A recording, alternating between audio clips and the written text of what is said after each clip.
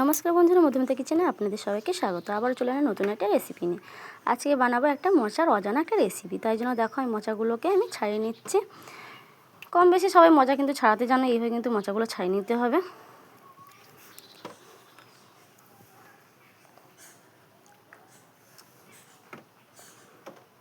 দেখো এইভাবে কিন্তু আমি আঁশটা আর যে একটা যে শক্ত যে ডাঁটা থাকে সেটাকে আমি কিন্তু বেছে নেব। দেখতে পাচ্ছ এইভাবে কিন্তু সবগুলো আমি বেছে নিতে হবে মোচাগুলোকে।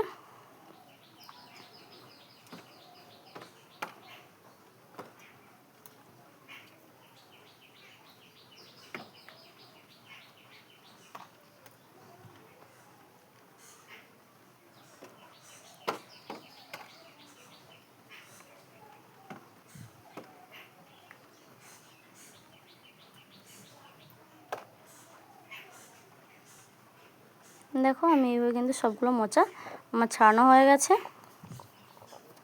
আমি এখানে একটু বেলায় জল নিয়ে নিচ্ছি।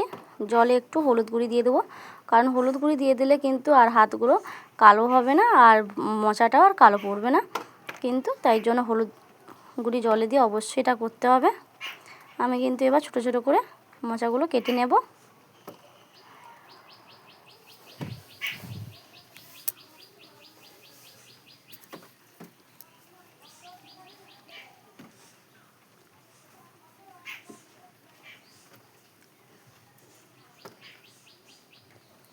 দেখো মশাগুলো আমার কিন্তু কাটা হয়ে গেছে, যেটা ছাড়িয়েছি সেটা কেটে নিয়েছি,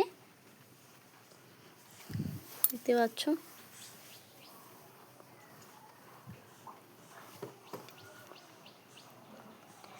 এবার যে শক্ত এটাকে আমি আর ছাড়াবো না, এটা নরম যেহেতু এটাকে আমি পুরোটা কিন্তু দিয়ে দেবো। এভাবে কিন্তু আমি ছোটো ছোটো করে কেটে নেব।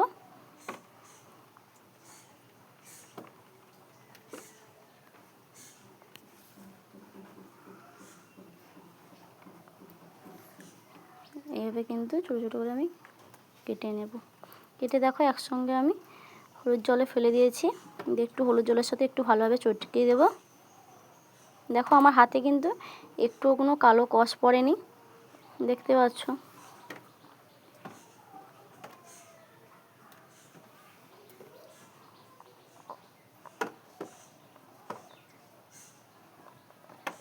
দেখো হাতটা কিন্তু আমার যেমন পরিষ্কারই আছে। চলো এবার আমি একটা মিক্সিং জার নিয়ে নিই। মিক্সিং জারে আমি কিন্তু মোচাটা যে কেটে রেখেছিলাম সেই মোচাটাকে আমি এবার দিয়ে দেবো। জলটাকে আমি ঝারিয়ে রেখেছিলাম, ভালো করে পরিষ্কার করে ধুয়ে নিয়েছি, দিয়ে আমি মিক্সিং জারের মধ্যে দিয়ে দিলাম।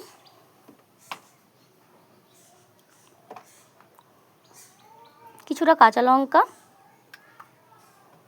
কিছুটা রসুন কুচি,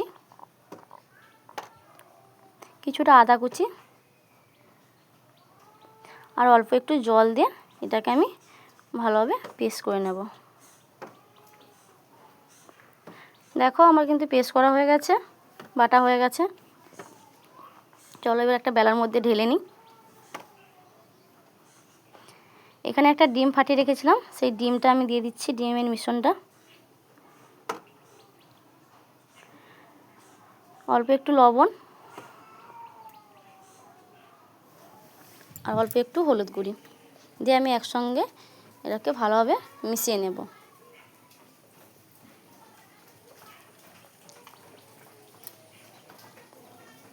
চলো গ্যাসের মধ্যে একটা কড়াই বসিয়ে দিই। কড়াইয়ের মধ্যে তেল দিয়ে দিচ্ছি গরম হতে। দেখো তেলটা আমার গরম হয়ে গেছে, এবার একে একে আমি বড়াগুলো ভেজে নেব।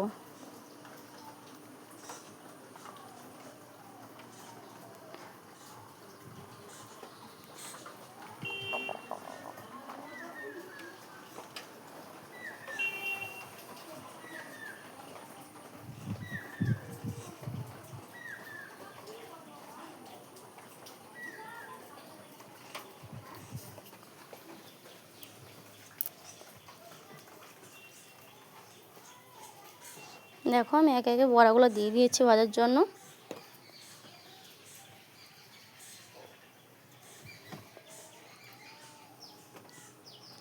এবার বড়াগুলো আমি একটু লাল লাল করে ভেজে নেব। এই বড়াগুলো কিন্তু খুব খেতে দারুণ লাগে আর কি এত সুন্দর নরম, না দেখলে বিশ্বাস করবেন, এটা একবার রান্না করে দেখো, খেতে কিন্তু দারুণ লাগে। দেখো আমার বড়াগুলো ভাজা হয়ে গেছে, তো আমি তুলে নেব।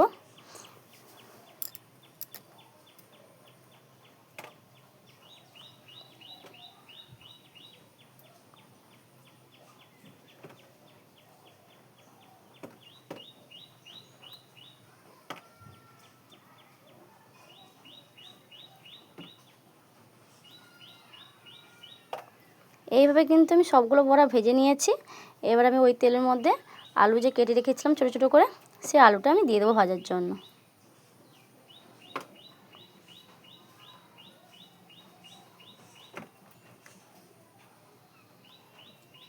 দেখো আলুটা আমার লাল লাল করে ভাজা হয়ে গেছে, এবার আমি নামিয়ে নিচ্ছি।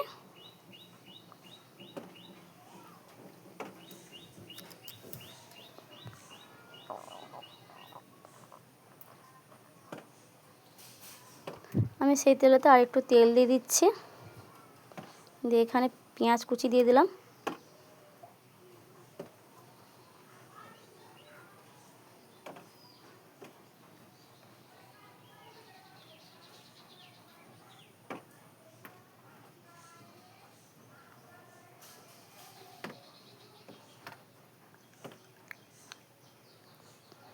এখানে আদা বাটা আর রসুন বাটা দিয়ে দেব, দিয়ে আমি আবারও ভালোভাবে তেলের সঙ্গে কষিয়ে নেব।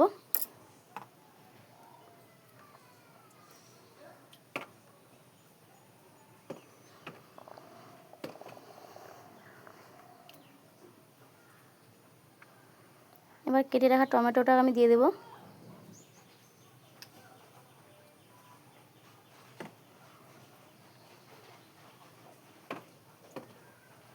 অল্প একটু লবণ দিয়ে আমি আবার ভালোভাবে কষিয়ে নিচ্ছি।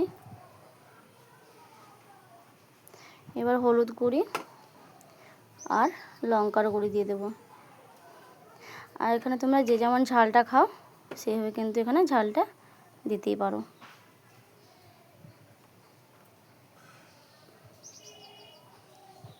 দিয়ে আমি সব উপকরণ আমি ভালোভাবে মিশিয়ে আমি আবারও কষতে থাকবো।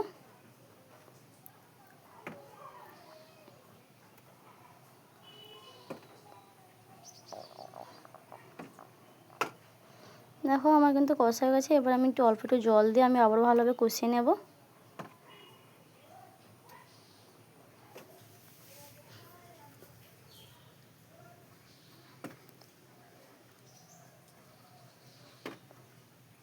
দেখো মশলা থেকে আমার কিন্তু তেলটা বেরিয়ে এসেছে।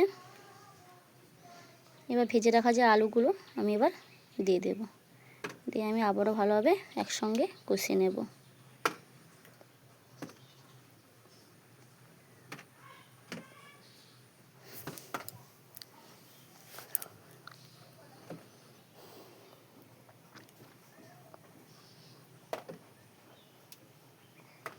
এবার এখানে কিছুটা চুমুর মাছ আমি দিয়ে দেব। তোমরা এখানে চুমুর মাছ দিতেও পারো, না দিতেও পারো, কিন্তু চুমুর মাছটা দিলে ভালো লাগবে খেতে। এটা অপশনাল, না দিতেও পারো। এমনি মোচাটা রান্না করলেও ভালো লাগে, চুমুর মাছটা দিলে একটু বেশি ভালো লাগে। এবার আমি এখানে জল দিয়ে দিচ্ছি, যেহেতু আমার রান্না হয়ে গেছে তাই জন্য আমি জল দিয়ে দিলাম।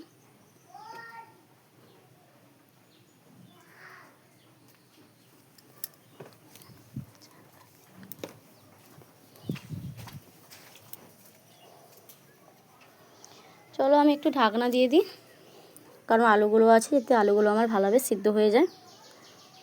দেখো কিছুক্ষণ পর ঢাকনা খুলে দেখি আলুগুলো আমার সিদ্ধ হয়েছে কিনা।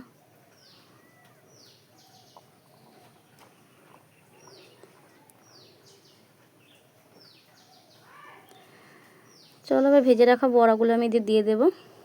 দিয়ে এখানে আমি কিছুক্ষণের জন্য একটু ফুটিয়ে নেব।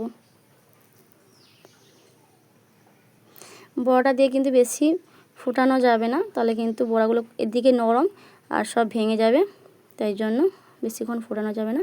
এবার উপর থেকে একটু ধনেপাতা কুচি আমি দিয়ে দিচ্ছি।